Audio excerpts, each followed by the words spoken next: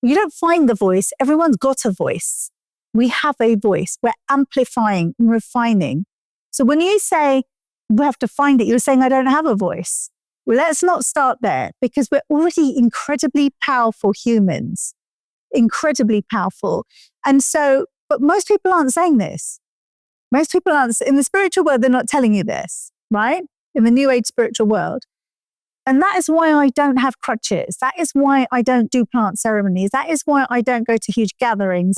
That's why you won't find me at a festival, right? I'm not here to have my energy harvested. I appreciate how precious it is.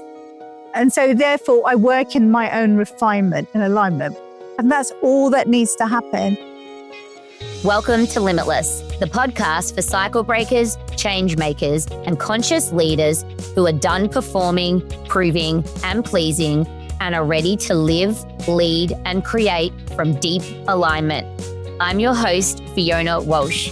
Every 2 weeks, I hold space for real soul-expanding conversations with guests who are still in it. They're navigating their biggest fears, shedding old identities, letting go of patterns that no longer serve them, and rising into their limitless potential. Together, we share what it's really like to be human, messy, raw, imperfect, and learning to own every part of ourselves, even the ones we've tried to keep neatly tucked away. We go deep into the work of coming home to yourself, getting out of your head, feeling safe in your body, letting go of old stories, and creating a life that's true to who you really are. Subscribing to Limitless is the best way to make sure you never miss an episode. So hit pause and tap follow or subscribe on your favorite podcast platform. Because this isn't about doing more.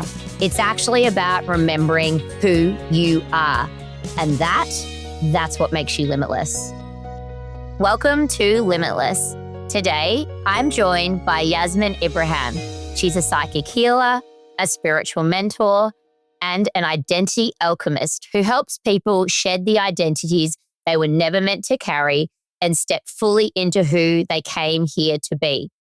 Yasmin doesn't just teach manifestation, she lives it. After decades of trauma, loss, and survival, she now guides others through deep energetic rewiring, ancestral clearing, and nervous system integration so they can align with their highest timeline, not in theory, but in reality. We were introduced through a close friend who's been learning under Yasmin inside her Becoming Her program. And then when I started exploring Yasmin's work, I knew this was a conversation we needed to have. Yasmin's energy is clear and grounded, and she's truly magnetic. And the story you're going to hear today is nothing short of extraordinary. Yasmin, I'm so glad that you're here today. Welcome to Limitless. Thank you so much, Fiona. And thank you for such a warm introduction. I really appreciate that. My pleasure. So we jump straight in. So I want you to take us back to that pivot point or turning point moment in your life where you were like, oh my gosh, things have got to change. So just to give a little bit of background, I'm a born psychic medium. So I was seeing ascended masters at a very, very young age, and I couldn't discern what was actually happening. So over the period of my childhood, growing up in the 70s, psychics weren't a thing unless they were, backdoor psychics, if you like. And so my mum just basically said, no, we need to close this down. And so over time, I shut everything down. And the biggest turning point, even though this has been with me throughout my life, I just kind of slightly paid attention to it, but didn't fully allow myself to believe until, and a sensitive warning here, in 2010, I made my third attempt at unaliving myself. And by the grace of God, I'm still here. I don't know how. And what I consumed was copious. So I have no idea, how I'm still here. But I'm glad to be here talking to you today. And that was the biggest turning point in my life in 2010. I'd hit rock bottom. My marriage had failed. It was a really complicated legal case going on. I'd lost my self-esteem, my self-worth, lots of weight, any desire or inspiration to want to stay alive. And so when that attempt failed, I had to have a strong, hard word of myself about, look, this isn't working. I'm clearly not very good at it. So why don't I try the alternative and just give life a really good go whilst not relying on someone else. So really understanding the true essence and power of who I am. And that was a journey. That was a journey. When you've been dependent on other people for your identity, for your reason to be alive, for many reasons, really reconnecting to yourself and learning who you are as a person, and actually having the ideals of who I thought I was shattered too. Because I thought, yeah, I'm a good person. I'm good to have around. And then when that was reflected back to me that I was full of pride and judgment, I was like, wow, I really have misunderstood myself. And those were all protection mechanisms. So yeah, 2010 is the turning point where the energy woke up, the psychic channel woke up, and I went on a journey of deep reconnection and healing. That's extraordinary. And was at that point in time, once you decided that you were going to choose to live rather than to unlive, which sounds like a huge turning point. Yeah. Did you have a clear desire, like a desire of what your life wanted to feel like, or was it just a journey from that day forward? Good question. It was actually a journey. Like, we all have an aspiration of what we might want our lives to look like. But the truth is, I grew up in a very toxic household. My dad had narcissistic traits. I'm not qualified to label him as a narcissist, but the traits were there. Mum was an empath, an overgiver, over-deliverer. So it's a match made in heaven from the perspective of a soul journey, right? Mm-hmm. Really triggering each other to learn. And so they modeled all sorts of things to me, and that became my default operating program. Meanwhile, which lived inside me, I had an aspiration to be married and happy and just living a very normal life. And so through the healing journey, I recognized that I'm really not very normal. And that's okay. You know, I was a bit socially awkward. I'm very confident, but I'm also introvert. I'm 50-50 of both. I have a lot of knowledge. A lot of knowledge came online. So, you know, you're faced with all of these things when you choose to lead your own life, and you're like, well, who am I? So that it was a journey of self-discovery before I could even say, this is the work I want to do, or this is the healing I need to do. It was just, can I address what's going on in the day-to-day? And bearing in mind, I slept most of the day because I was checking out, or I'd drink, or I'd smoke, or I'd take drugs. So all of that had to stop. And it was literally a moment by moment, a day by day transition. And having got to where I am, it feels like a completely different lifetime. And it's almost difficult to go back and remember how bad that was, because life is so different right now. So a daily journey. Yeah. And it was only 15 years ago, which really isn't that long in the whole scheme of, yeah. Not at all. Though it feels so far away, it's not at all. And people are quite shocked when I tell them it was only 15 years ago. And through then I've had cancer, I've had major surgery, I've been homeless. So, whilst you're discovering who you are and breaking the patterns, you're still living them until you learn how to really break the patterns. And so that behavior still led me to a little bit of codependency with my ex-husband. And, you're used to certain ways of being, that old identity. And I did not know how to shift it into the person I want to become. I was just told, heal. So that's what I did, and without direction. And that's why the work I do today is very different to most healers, most psychics. I'm not on a journey and a quest to help you heal all of your past. I'm on a quest and a journey to help you to easily adopt the identity you want. And that's not dismissal of your trauma or any experience you've been through. It's just about focusing on the right things rather than all the things that lived in the past. Because I think part of the reason I was healing for 7 years was because no one gave me this guidance. This guidance didn't exist. So through my own journey, I've learned, actually, you don't need to go back and heal everything. You just need to work on certain aspects that actually allow you to get to that desired state. Yeah, that's really interesting because I think that the personal development world and the healing world, a lot of people, once they're in it, can get actually almost addicted to like finding the next thing that they need to heal, or what else is wrong with me, because if I fix that, then I'm going to be here. And so are you saying more it's more of a be very strategic in the things that need to be removed in terms of blocks so that you can remember or become, I know it's called becoming her, but remember who you are rather than like everything needs to be cleaned up before we can move forward. Yeah. Is that sort of the essence of your work? Yeah. Absolutely. I mean, one of the things is that the healing and spiritual world, look, there's variances of it, but it's pretty much sold that you need to heal everything to be ready to have that soulmate relationship. Heal all of your money wounds before you can be worthy of attracting multiple six figures, millions, whatever it is. Heal your attachments to X, Y, Z to be free. And so I don't subscribe to that, exactly that. So I shared on social media, on my Instagram the other day, that in my own journey, I would heal one element, and it's like the layers of an onion. You peel one layer, then you go, oh, there's something else. Peel that layer. Oh my gosh, there's something else. And you keep on going because you really keep finding something else to heal. And if you keep looking, you will always find something else to heal. But that's not it.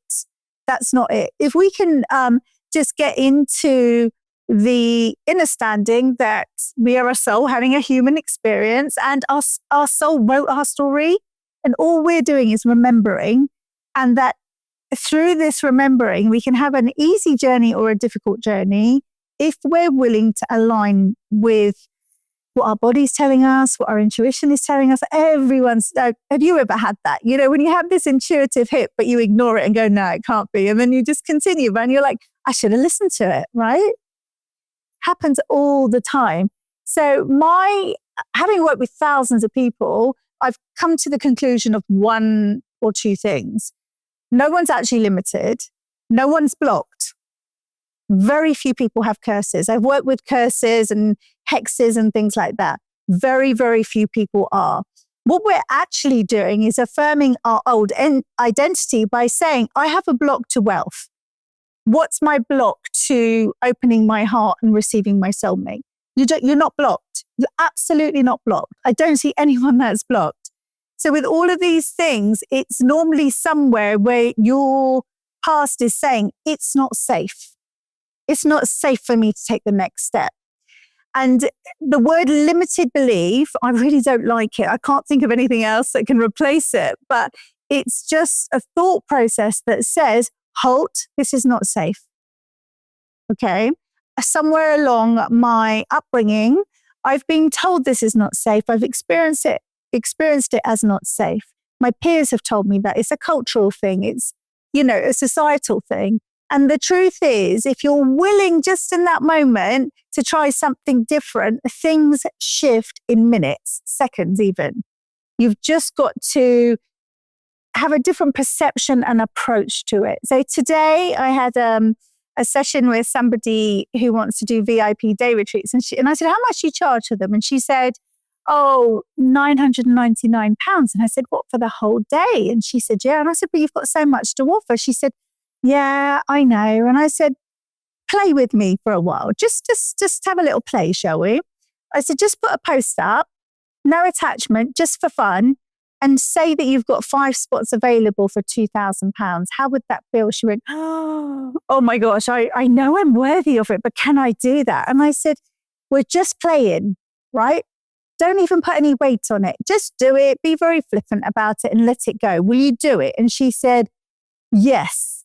And she went and did it. Now that's all it takes to shift that quickly. But we've made life very, very heavy. We're like, oh my God, life's so hard. Life's so difficult. And I say that having come from that place. And there's an expression that we're playing the game of life. That is literally what we're doing. And so if you can be a bit lighter with it, so much more can come in your life. And I'm talking from experience of, being abused as a child, wanted to unalive myself, physical abuse, mental, emotional. I've gone through a lot, but I'm telling you, actually, there's another way, and it's so much easier than you think. It was never meant to be difficult. That's a story to keep you stuck, and therefore you don't flourish. And that also fuels the spiritual industry, the self-help industry, and, because there's a pursuit of happiness. It's a pursuit, isn't it? It lives somewhere in the future. It doesn't live here. So not how in do the I present get it? moment. Yeah, exactly. Totally. And I'm here to tell you that's absolutely not true. And you have access to it right now. It doesn't matter how much, the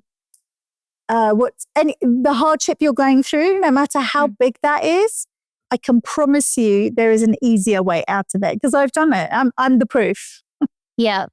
Yeah, it's really interesting because I was in a coaching session last week with someone who's trying to work out whether or not they should leave their job, and there's a bit of a deadline coming up, so they've got a pressure prompt, and they were in their head, and their ego was like, oh, but I don't have this, and it wasn't all lined up perfectly. And when I got them to drop into their body, I was like, we did a bit of visualization. Imagine going in and just saying, I'm giving notice, how does that feel? And they were like, light, great, exciting, little bit scared. So their ego came in to be like, ooh. And then we did, what about you're there in 6 months' time and you're still doing this and your team's grown and it's more stressful? And they were like, no, I'm done. And it was so interesting because we spend so much time in our mind that when we allow our body or our intuition to speak, it can be so clear. So clear. I often say to people, if you're in your head, you've lost your connection to the divine.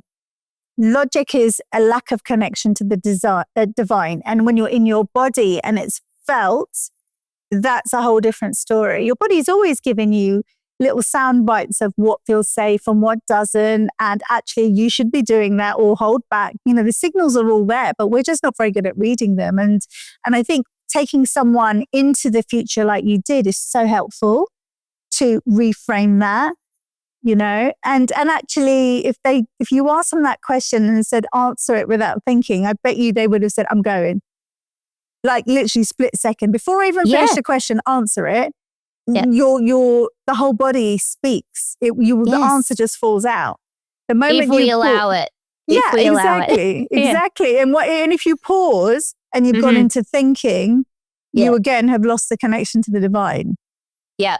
And the limitation-based speak starts to flow. Yeah. Absolutely. It's so interesting. I know you've got this really interesting model of the different levels of consciousness. And I was wondering if I think part of what we're talking about now is when people get stuck, they're probably in the bottom level, which is this victim level, or everyone has different words for it, but it's very fear-based and very limited and you feel really restricted and stuck. Yeah. Do you want to talk through the different levels from the bottom up? And if you've got any stories to share along the way, that would be wonderful. Absolutely. I can share my story around it. Cool. So there's lots of people that have stories around them, but I think mine is probably so aligned to this. There's 4 levels of consciousness. It's not actually, I don't own it. I didn't bring this modality out. It's already out. And it works on the basis that there's 4 levels of consciousness and they are mirrored in how your spiritual expansion and experience is lived. And the first level, which is the victim mentality that you talked about, is to me consciousness. It's happening to me. I can't trust people because of what happened to me in the past, right? I can't move forward because this experience is forward in my career because this experience happened to me at work. So what you're saying is I'm powerless and I have no power or control over my situation. I am the victim. And so sometimes it can get really bad. So I was like, I lost my home. It happened to me. I got cancer. It happened to me. And then I actually realized that everything that happens is actually part of the awakening journey. It's there to trigger an awakening. So once you actually recognize you can claim the power, you then go to level 2, which is by me. And then you take control and you read the books and you take the courses and you consume the podcasts and you're like, and in my case, it was like, oh my gosh, I can say no to this narcissistic relationship. And so I did all of those things. So I learned. So when you hear people say, is there a book about that? They're in by me consciousness because they think they can fix it themselves. can you recommend a book? Can you recommend a course? Right? So that's fine if you think you can do it yourself, but most people can't. Most people can't. I couldn't. But my level of knowledge is vast because all I did was read one book after the next, consume like podcasts all the time. I'd have a book and a podcast and something else on the go all at once, all the time, like craving learning.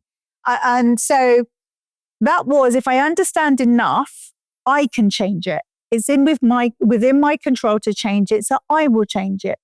But what hasn't happened in the by me consciousness is the change in the operating system, the belief systems underneath, right? So therefore you hustle and you push and I'm going to do everything. And this is where hyper independence, overwhelm is born. This is also where we get into anxiety because we're doing it all. We're doing it all. And it's not, particularly for women, it's not a healthy state to be in at all.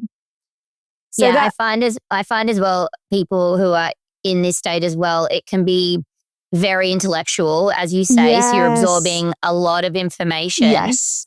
But the integration, which is where change happens, which is in the subconscious part of your mind or in your body and in your heart, they're the pieces that don't help because quite often you need someone to guide you safely into those parts of you because it's really challenging to access them on your own. Well said. Absolutely. Yeah. We're in the mind. It hasn't landed in the body yet. We assume once our thinking has changed, that will be the answer to everything. And it's not. Absolutely not. Because we are 4 bodies. We're mental, emotional, spiritual, and physical. And so, those 4 bodies need to come into alignment. And you're 100% right. It has not landed in the body yet. So then we recognize that this cycle is really tiring. And actually, we start to discover that there is a spiritual side, and we then land into through me. Through me means that I can do less and it can move through me energetically. We understand that we're co-creating with energy, our energy, and there may be several other energies depending on how you work. Some people love to work with guides, people on the other side. They just have a sense that everyone's different how they move forward. So through me is where manifestation starts, where you're like, oh, I get it. I can ask for something and I can try to embody that and it will come. But through me energy is not consistent. So you have an amazing manifestation, then it eludes you for a while. And you're like, well, what am I doing? Like, what happened here? Or you're healing and you think you've healed the elements you need to, and then you repeat the pattern again, but not as dramatic, yes, but it comes back. Yeah. So you may have been in a very toxic relationship and through me, it's like, oh my gosh, I found this guy. He's absolutely perfect. He's not toxic, but he still has toxic traits, but they are muted. They're not as loud. They come in different ways. So it is, again, you're literally stepping up the spiritual ladder. So if you were rung number 1, that would definitely be to me. Rung number 2 is 2, 3, 4, 5 is kind of getting wherever the top is. You're getting more and more enlightened. And the final one is as me. So there's no separation between you and your manifestation. There's no separation between you and money. So you are everything and everything is you. And once you recognize that it's already here, it then starts to materialize in your life. So the best ways to understand it is, to me is victim, by me is pushing. So think about what happens when you push, overwhelm, anxiety. Control, gripping. Exactly. Yep. Through me is beginning to have enlightenment. So you're opening up, awakening on the spiritual realm, if you like. Yep. And as me is literally, I am everything and everything is me. So this is where you can think about something as a fleeting thought and it will arrive in your reality within hours. I mean, that's what happens with me. I will. So this is when people, when people hear about people using the term like I collapsed time or I collapsed a timeline. Is this what you're talking about? Yeah, I mean, this is a collapse of a timeline, but think about it as you're energetically at one. So people will say I quantum leaped, I collapsed a timeline, I jumped a timeline, or, you know, dimensionally I'm different. What you've actually done is you've actually understood that the illusion of separation doesn't exist for you. Mm-hmm. And that's what's happened, basically. Yeah. So everything already exists and it's there for the taking, provided that your identity has moved to the level where it goes into receivership. And that's very much about energy management. And so manifestation literally responds to your energetic capacity. So if you're depleted, that's the by me. You know, you're constantly depleted. It's very hard for a manifestation to come and land and stay. So great things will happen and you'll be like, where is it? It's not come back. So energy, regulating your energy so that it sits in a place of flow state or neutrality, as I like to call it, is really helpful to achieve as-me consciousness. And when people are in to me, so they're in sort of the victim consciousness or mindset, do you believe that because it's more of a fear rather than a heart-led sort of energy that they are actually manifesting, but they're manifesting negative things into them or not exactly what they want? Because I talked about that when I was 100% into me in COVID. I think a lot of people probably were. And I remember like things weren't going well at work and one of our children's daycare positions just like they opened, but they didn't tell us and we didn't know. And then they gave his spot away. And it was just like, I was like, it was so overwhelming. And I remember feeling like the walls were crashing in around me. And then I did then have a ping around like, I'm the only one who can change this. Like it's my responsibility or my choice to step out of this. And we started making moves and we like, you know, got out of it. But do you believe that people can, like they're trying to, I know lots of people listening are like, do try to manifest, but they're like, it doesn't work for me. And I'm like, getting things I don't want. Is this part of what's happening? Or can you explain it for people who might be in that level, why their manifestations are not coming off? Like they're probably not doing it wrong. It might be more, as you say, a capacity thing or where their nervous system is at. Yeah. So the simplest way of explaining this is everything you're going through right now, you're manifesting, good, bad, or indifferent. The soul doesn't know the difference between good and bad. That's why it puts you through so much hardship. Okay. So everything that is happening to us, for us, with us, we are manifesting, good, bad, or indifferent. Okay. So your job is to recognize that if I hold the power to manifest anything, because it takes the same effort to stay stuck as it does to go free. It's exactly the same effort. What shifted is the perception of how you use that effort. Okay. So if you feel like it's not working, then part of your operating system, your programming, which happens very early on, it happens actually at the point of conception, okay? You will inherit beliefs, feelings, obligations from your parents whilst you're in the womb that you have no knowledge about, okay? So when I do womb regression, we're clearing a lot of those things, okay?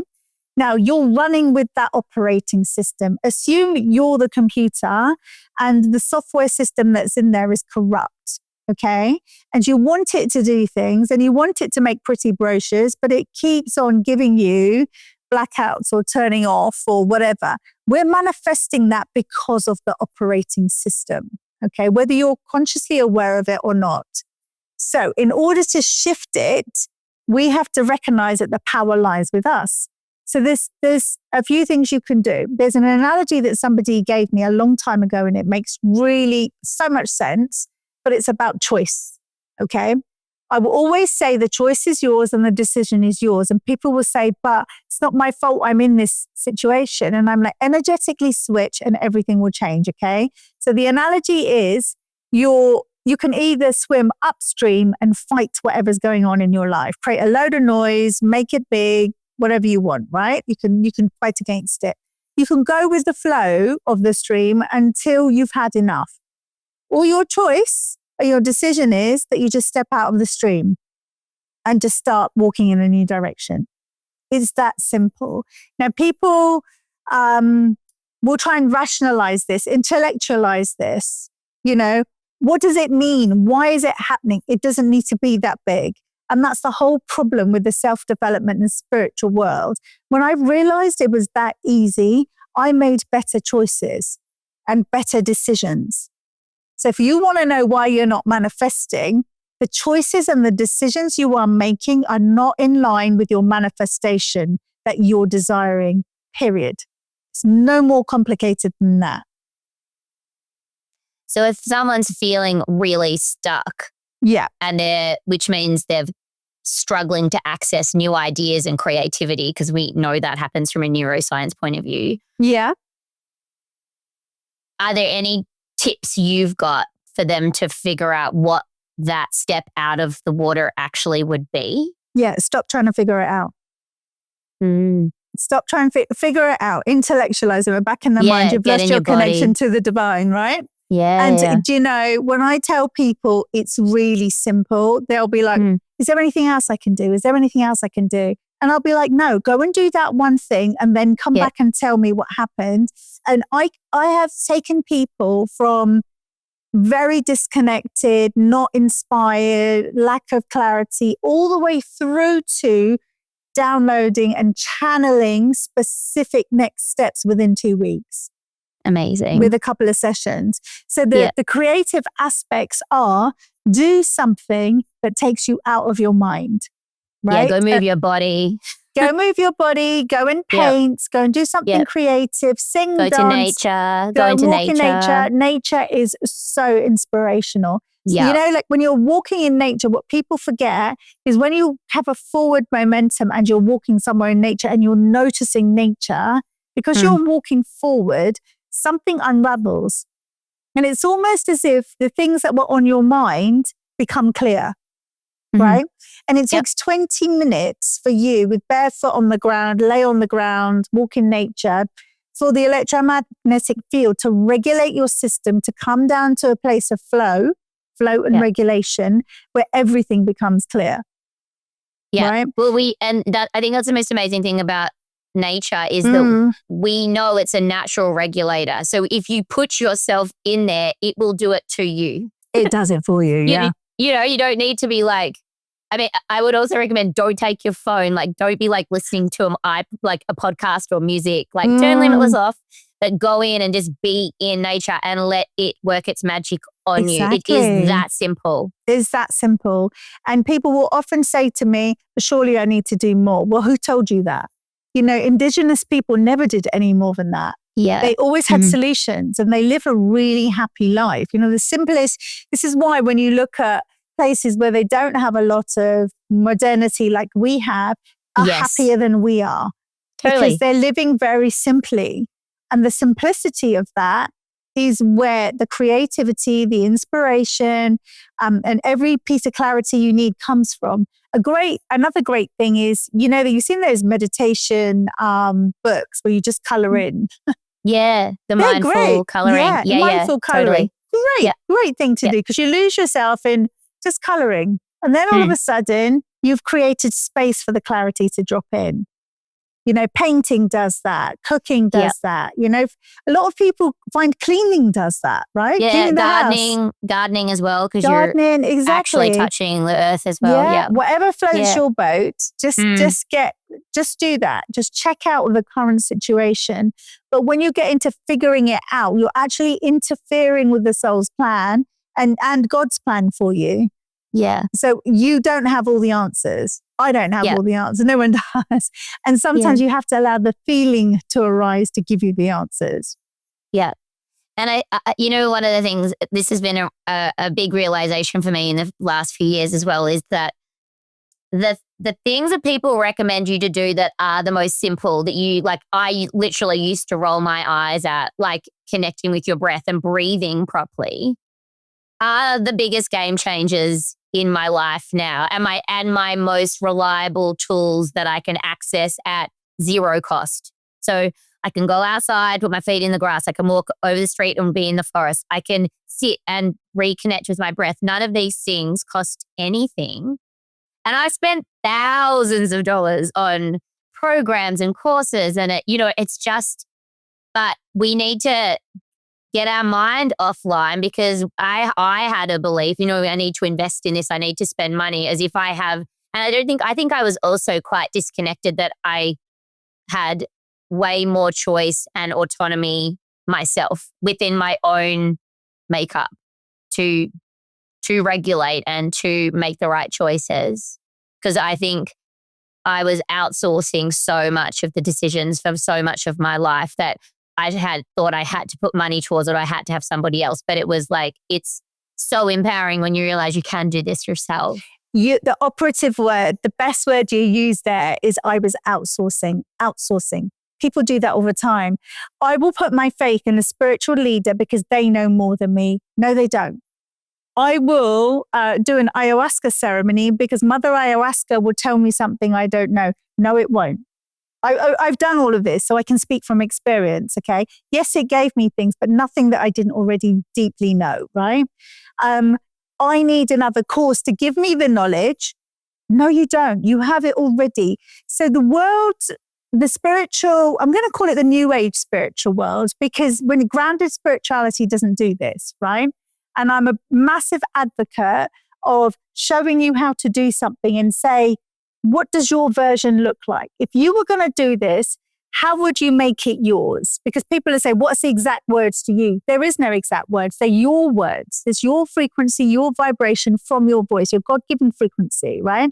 And this voice has so much power. Every tonality that you speak carries a beautiful frequency in it. So you need to take ownership of what you have. And the new age spiritual world and the self-help industry is very focused on what you don't have, right? You're limited, you're blocked, there's a void, there's something missing, you're broken, you need to do this before you can. That's the message they peddle, right? Now, I'll tell you, you're perfect as you are. You need to take ownership of what you have already. The God-given beautiful things you have about you, and everybody has talents. Everyone has something they're amazing at. And it could be as simple as I'm a really good listener, right? Or I can get to the root of something really quickly, or I'm amazing with the garden. Doesn't matter what it is. Everyone has a plan and a purpose in this land, right? On this earth. But we have been told from a very young age that you will only be good enough if you achieve an A star. You'll only be good enough if you come top of your team. You'll only be worthy and good enough if you get the job or go to uni or whatever. And that's absolute, complete nonsense. And so what happens is when we do that, we continually outsource our validation. That word outsource, very, very important. We outsource validation to be seen, to be heard, to be valued, to be loved, to be enough. All of those things. And actually, the teachings that I have are you are everything already. You just need to learn what you already have and amplify. So my client earlier, when I was speaking to her, I said, your soul mission is amplifying, helping people amplify their voice and visibility. That's who you are. That's why you're an actor. That's why you do voiceovers. That's it. Visibility and amplifying the voice. She said, oh yeah, I've been talking about finding your voice. I went, no. You don't find the voice. Everyone's got a voice. We have a voice. We're amplifying and refining. So when you say we have to find it, you're saying I don't have a voice. Well, let's not start there, because we're already incredibly powerful humans, incredibly powerful. And so, but most people aren't saying this. Most people aren't, in the spiritual world, they're not telling you this, right? In the new age spiritual world. And that is why I don't have crutches. That is why I don't do plant ceremonies. That is why I don't go to huge gatherings. That's why you won't find me at a festival, right? I'm not here to have my energy harvested. I appreciate how precious it is. And so therefore I work in my own refinement and alignment. And that's all that needs to happen. And when I say that to people, they're like, oh, but I'm not quite there yet. No, you haven't met that part of you. That's the only thing you haven't done. You haven't met it. You haven't allowed yourself to be in it. You haven't appreciated it. You are absolutely perfect and beautiful already. And when I work with people, I see so much beauty and power in them. So much. I'm like, if only you could see that right now. If you only could see what I see, it's a beautiful mirror, even for myself to this day. Mm-hmm. Yeah, I'm so aligned with you on this, and like I believe everyone's limitless. This is why I named part of the reason why, and I do, and it's about unlocking true potential. Because the thing is, and I say this to people who come into my coaching world, and they're like, "Oh, I did this like course on finding my purpose, and it didn't work." And I'm like, you don't need to find your purpose. You are the purpose. The moment you were born, you had a purpose. And as you said, you were talking about the programming and conditioning that we our parents gifted us that they didn't mean to. And I'm gifting it to my children as much as I'm trying to break cycles as I reparent myself. We all end up with these layers and these baggages, and it's weighing us down. If we can release some of that stuff, then our purpose is always within us. It's more about a reconnection and remembering than anything else. So don't go and find your purpose, because again, it makes it sound like it's outside of you, whereas it is truly in you. One of the easiest ways to find your purpose, you've already lived it. Your experience, your natural talents, your skills, what comes easy. When you map those out, that's your purpose. That's how easy it is. Yeah, totally. I remember I was listening to Jay Shetty recently. I think he was being interviewed by Mel Robbins, and he said, if you have a passion that you truly love and you're really good at, and it just lights you up and you want to do it, if you can find a way to make that in service to others, it transmutes from a passion to a purpose, and bang, that's where you focus. And I was like, that is so simple. And I know everyone listening is super passionate about something. Even if they're in a really dark, struggle, blocked time in their life, there's always something you're like, you know what? I really love doing that. I know I'm good at it. And I know people see me at my best when I do that one thing. And that's the one thing to put your energy into. I will just speak on that about multi-passionate people.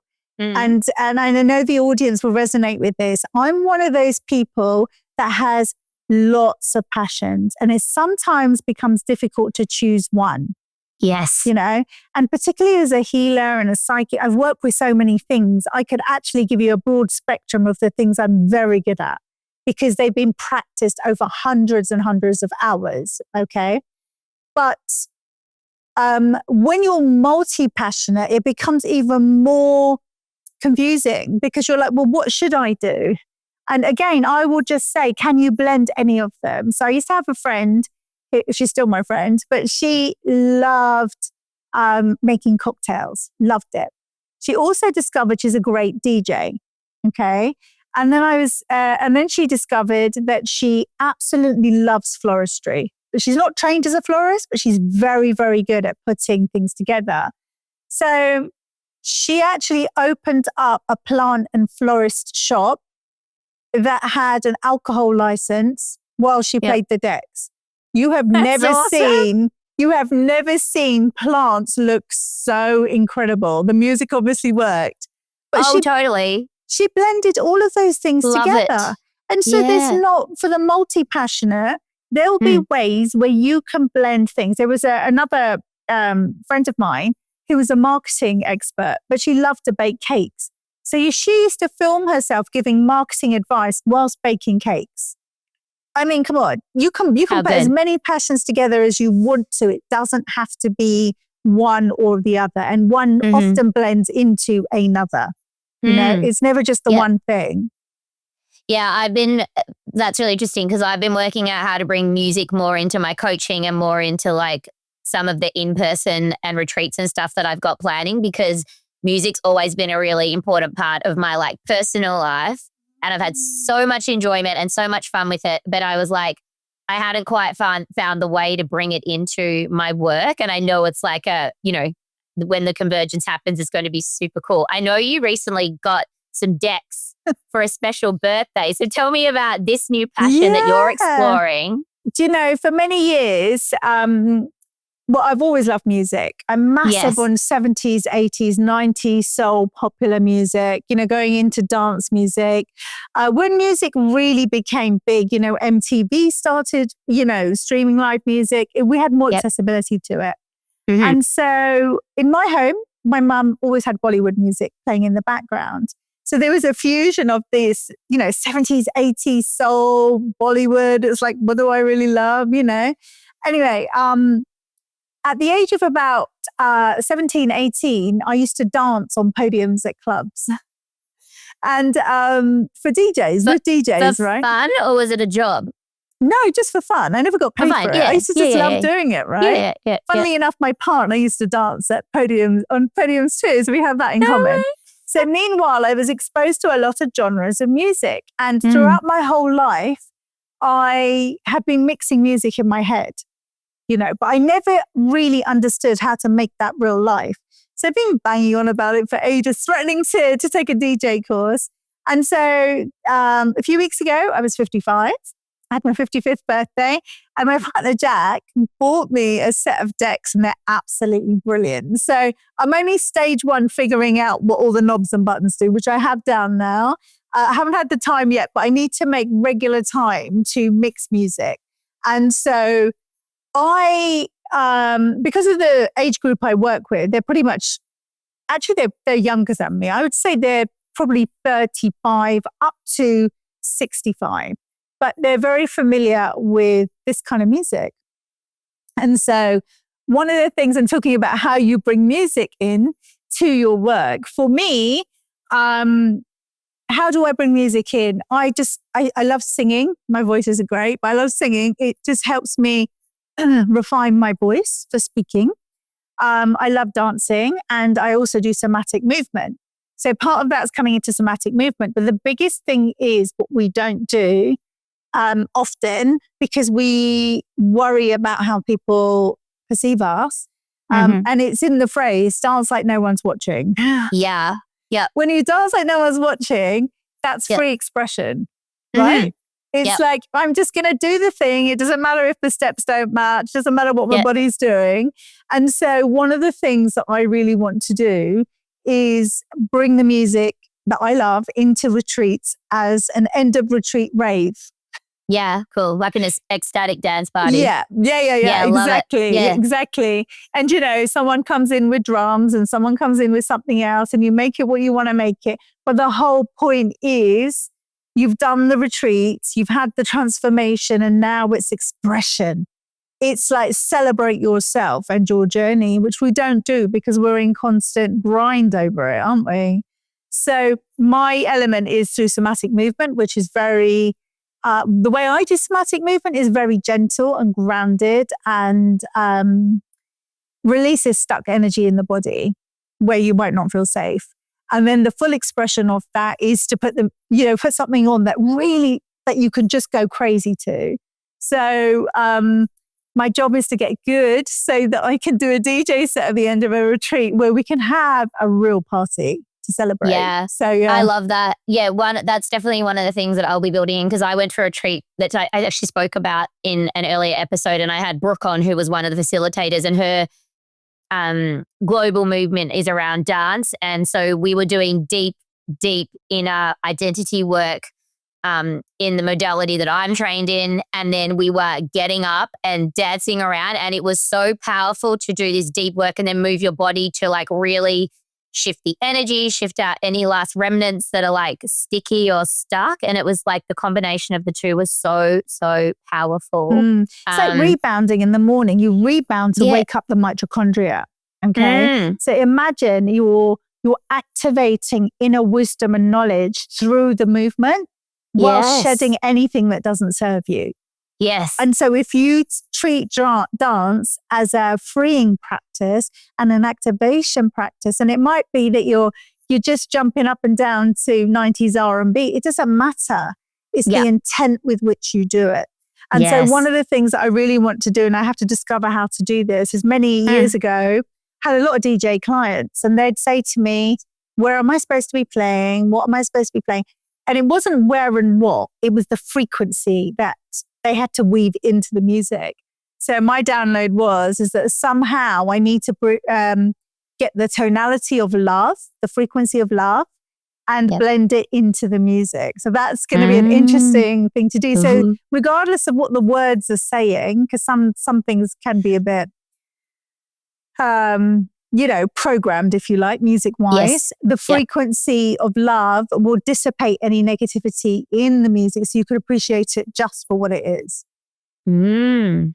Because there's a lot out there powerful. now about music having, hidden meanings and vibrations. And if you play it backwards, it says something completely different and things like that. So we've got a big responsibility to make sure that the music that we are sharing has been cleansed with an intention of, doing great work, know? I know. I was reading recently about a couple of big artists who are incredibly, insanely successful, but how engineered behind the scenes their music is to become addictive or to appeal, especially to kids and things like that. So we need to be aware of the things that are cooking behind the scenes, just so, and I it's think not always actually with the best intent. 100%. And I actually believe, and I called Gen X. That's my era, isn't it? Gen X, I think, is 1970 to 1980, 2000, something like that. That era appreciated music for music. And they're also the bridge between the old world and the new world of technology. And they are also the ones that had to grow up very quickly and care less about structure.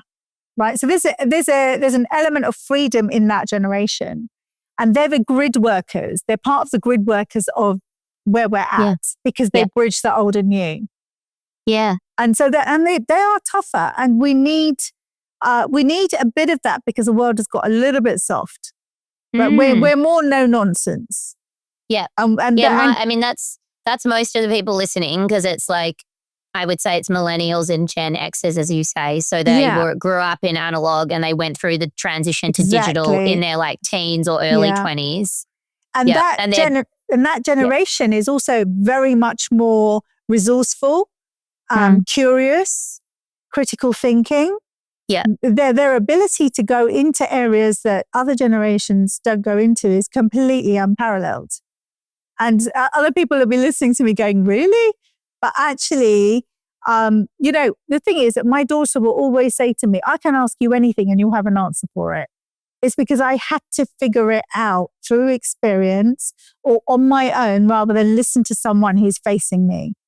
Yeah. I had to go figure it out. The scary thing now is the rate and speed at which AI is generating answers for people is that it works so much faster than our human brains can and nervous systems can actually hold and integrate and learn that people think they're speed learning, but the data that's come out in the last month or so is that people are not absorbing anything, and it's actually we're going backwards in terms of our intellect because we're losing our critical thinking skills and things like that. 100%.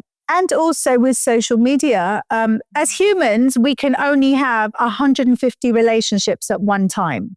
Okay, 150 relationships. Think about that. Your family, how many of those 150 are taken up by your family?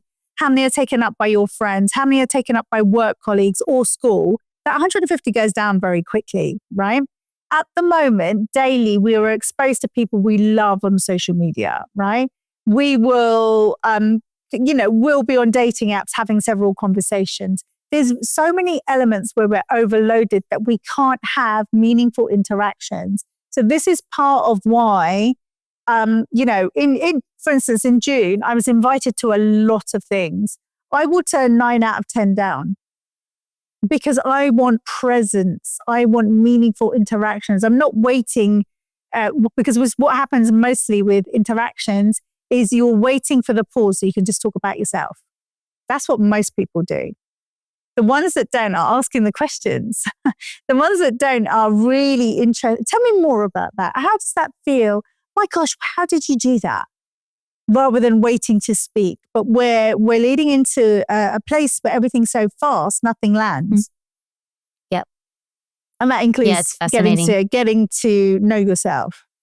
Yeah, I feel like the more you know yourself, the more curious you are in others. It's a great way of looking at it. The more you know yourself, the less you feel like you need to talk about yourself because you're just comfortable with who you are. Yeah. So it's that less proving energy or performing energy and moving into the like, I am. So tell me more about you. Exactly. You're interested. Yeah. And most of the world isn't interested or curious or asking the right questions.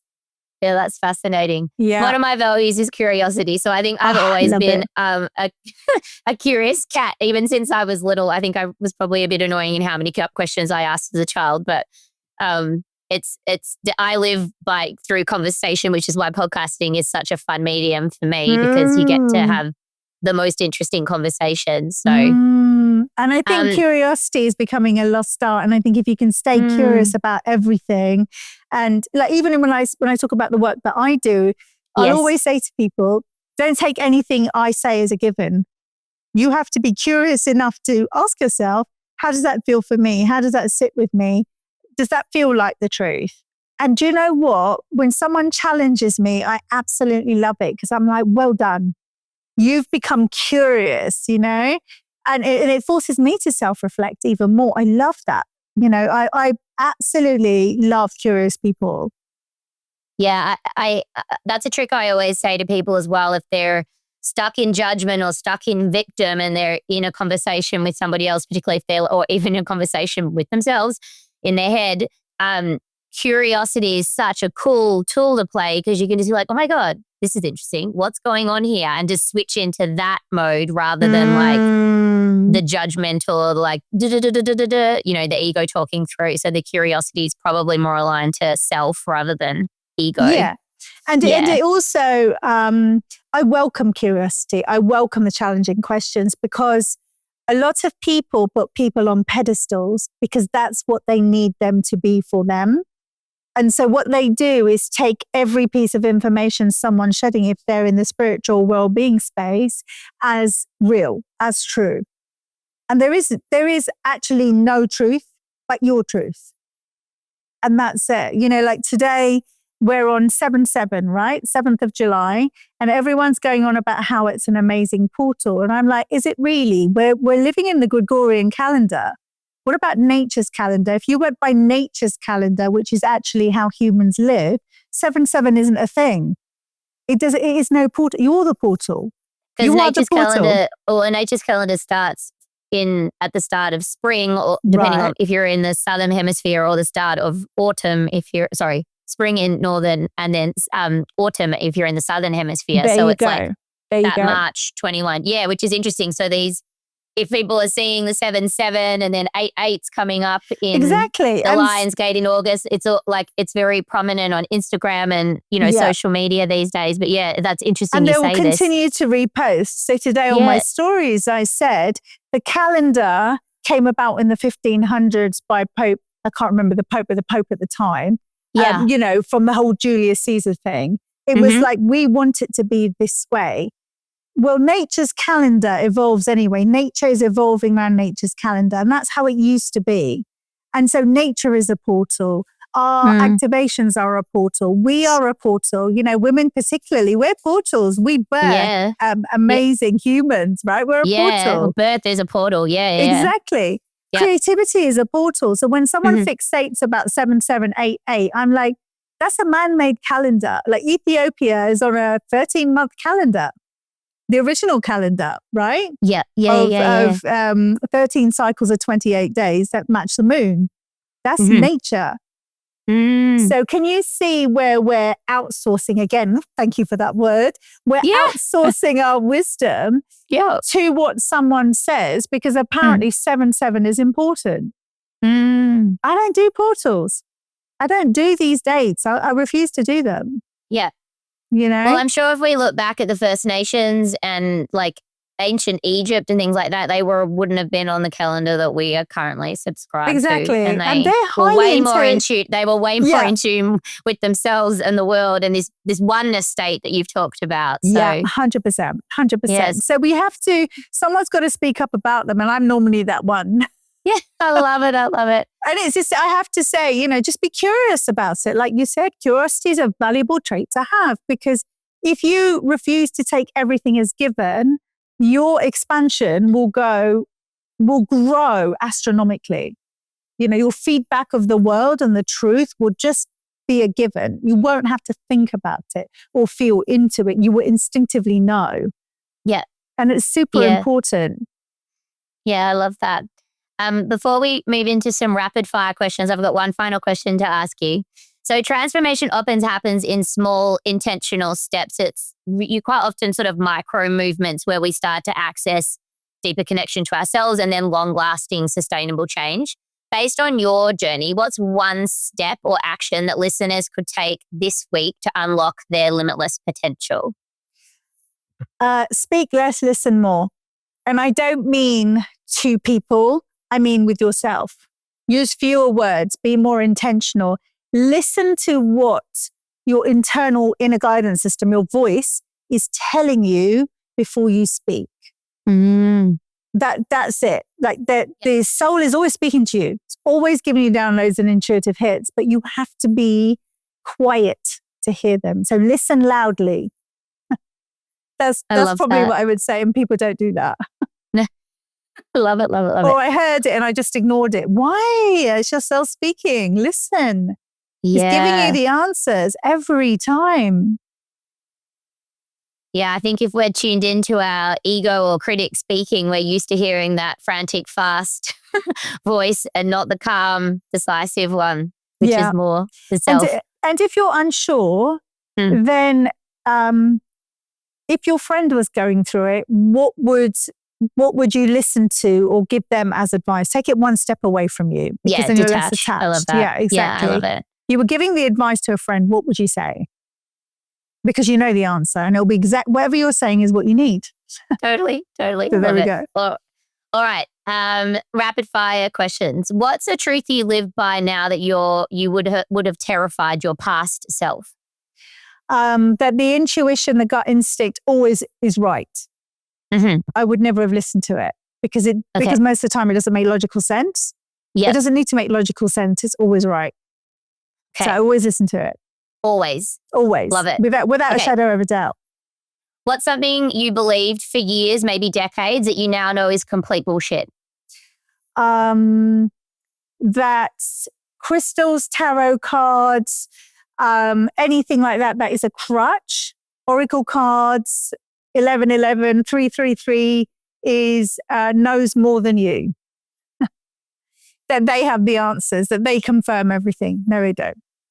So if you're going through a hard time and you're constantly pulling cards or constantly looking for guidance outside of you, again, outsourcing. So how can you bring it back inward? Yeah. I love it. So I got rid of all of them because I understood that I didn't need a card to tell me where I was going. I can read the energy of absolutely anything. People, places, things, objects, animals, you name it, I can read it. I read the energy of a desk before to who actually owned it. And I didn't know the owner of it, but I was able to tell who the owner was. So stop outsourcing again.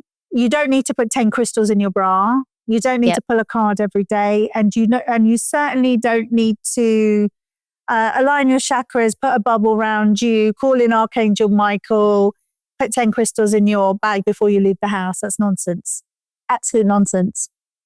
It's amazing advice. So I think most people listening who are spiritual probably do 1, 2, or 3 of those things. Yeah. You don't need them. Your consciousness is way higher than all of those things. Amazing. What's something you're deeply grateful for right now? That I'm still here. I get to do this work. I love this work. I love how people flourish doing this work and end up helping others. The ripple effect. I am so grateful that I'm still here without a shadow of a doubt.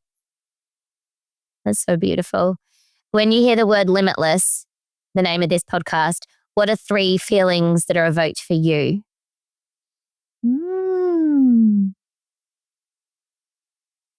3 feelings.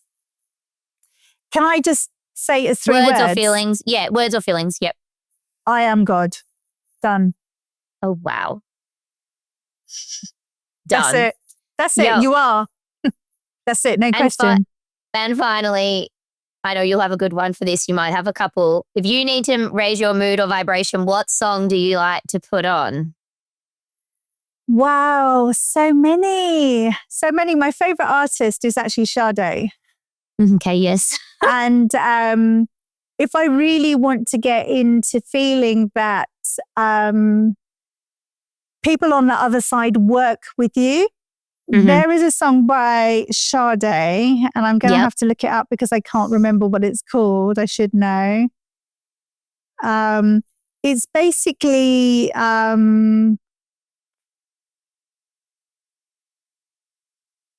Kiss of Life. It's called Kiss of Life. Okay, I'll put it in the show notes. Yeah, basically, when my mum passed, I met my partner 3 weeks after my mum passed. And after our first date, I was walking to the gym and I channeled my mum. I channeled people on the other side, but channeling my mum. And she said, "You're really happy, aren't you?" And I said, "Mum, you have no idea. I feel so grateful to have this man in my life." And she said, "I know, I sent him." And the song starts with something along the words of, there must be an angel by my side. And so my mum is like the angel, something heavenly sent you, which is my mum who sent my partner. It's in him. It's a beautiful song. Listen to the words. And if you can imagine, listen to it. Listen to it. And it's basically my mum sent him. My mum sent him for me. She said, "It's about time you had something that is good for you." And she sent him, yeah. Wow. How beautiful. That's amazing. Well, Yasmin, thank you so much from the bottom of my heart for coming on today and sharing all of your stories, all your knowledge, all your wisdom with the Limitless community. I know that people have so many takeaways and be reflecting on what you said for days and weeks to come. So thank you. Oh, thank you so much. And for your great questions too. Thank you so much. Thank you. Thank you for tuning in to Limitless. If you enjoyed today's episode and love hearing the stories of courageous cycle breakers, I'd be grateful if you could leave a review on Apple Podcasts or Spotify. Your feedback not only helps others discover the show, but it also amplifies our mission to unlock emotional freedom and true potential. Every review makes a difference in helping more people embrace their limitless life.